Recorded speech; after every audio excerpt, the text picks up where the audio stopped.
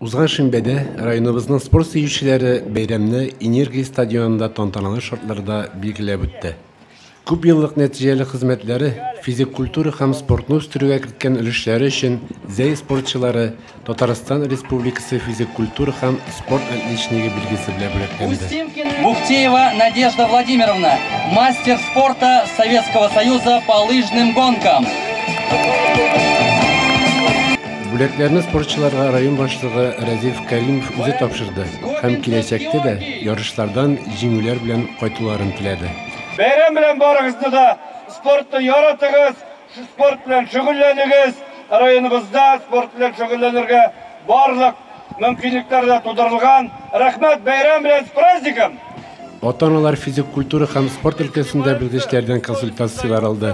Учреждениеләрнең спорт юнәлешләре белән танышты. Аларның казанышларын, тренерлар составын, мәктәпләргә керү һәм дәресләр үткәрү шартлары белән танышты. Моннан тыш, стадионның спорт мәйданчыкларында гаилә командалары арасында ГТО фестивале узды. Хәвәскәрләр арасында пляж волейболы, футбол буенча беренчелек, предприятие, оешма хезмәткәрләре арасында эстафеталар оештырылды.